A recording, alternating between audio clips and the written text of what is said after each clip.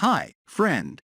Welcome back to my News PH channel, where I bring you the latest and most thrilling news on the latest addition to the Philippine military. Be strong.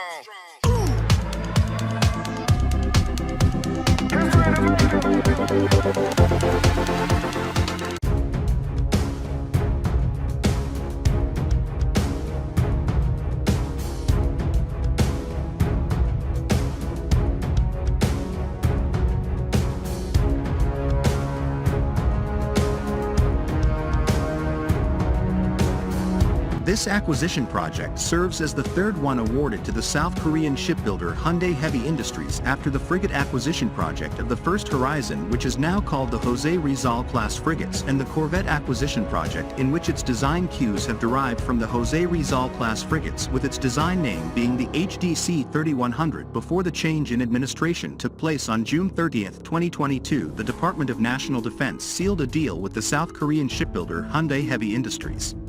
for the construction of 6 offshore patrol vessels for the Philippine Navy. When both parties signed the contract that may stipulate the obligations of both the buyer and the seller involved, from delivery dates to milestone payment schemes, the allotted budget for the contract, or ABC, has amounted to 30 billion Philippine pesos, which is equivalent to 5 billion Philippine pesos per offshore patrol vessel constructed by the South Korean shipbuilder. The design of the vessels may be derived from the HDP 1500 offshore patrol vessel design of Hyundai Heavy Industries. Although there are noticeable changes in the design, such as having a stretched hull of around 94.4 meters, see image above. The stretched hull counts as an improvement over the 81-meter design of the original HDP 1500 offshore patrol vessel offered by Hyundai Heavy Industries, and even better than Austel's 81.7-metered offshore patrol vessel offer, whereby the 94.4-metered vessel may provide additional space for future upgrades at the discretion of the Philippine Navy, with the option of making it formidable by adding weapons subcomponents on board. Former Secretary of National Defense, Delfin Lorenzana, said in this report that his office during that time did not allow the offshore patrol vessel acquisition project to get dragged on until the next administration, as the Philippine peso was at a disadvantage against the US dollar in the exchange rate, whereby it was at $1 to 55 Philippine pesos at the time this article was written, while the offshore patrol vessel deal was pegged at a $1 to 52 Philippine pesos exchange rate. Aside from an improvement in the hull design of the offshore patrol vessels, the contract also provides a license for the Philippine Navy to manufacture or build using the design provided for this acquisition project exclusively for the Philippine government to use, which is basically a transfer of technology that may help push the shipbuilding portion of the Self-Reliance Defense Posture, or SRDP. The license, or what we call transfer of technology, may help catalyze the push for self-reliance defense posture, which itself may go as the primary highlight for the third horizon of the revised Armed Forces of the Philippines modernization program, whereby in production of military hardware innovation and multiple transfers of technology are the highlights under this initiative. Given that there are revisions in the design of the Philippine Navy offshore patrol vessels, along with the clarity of information that has been provided in the specifications of what Hyundai Heavy Industries soon provide for the offshore combat force and the Philippine fleet in its entirety, we will discuss in depth the revisions in the design specifications and also the features and subcomponents that may be found in these warships. With these developments coming on hand, it is interesting to see how the Philippine Navy may look for the next 6 to 8 years, given that it may get filled with modern naval hardware as compared to its composition years ago, as the whole armed forces of the Philippines is doing in its whole effort to modernize its military hardware and capabilities into the modern age. Now, with Horizon 3 coming on its way starting in the year 2023, it comes with the hopes and aspirations that the Philippine Navy may not stop at just gaining 6 units of offshore patrol vessels, but instead add more units to a sufficient number that are part of the country's effort to have a minimum credible defense posture, providing necessary deterrence for the country's defense against both internal and external threats that may harm the whole nation's sovereignty and national interest.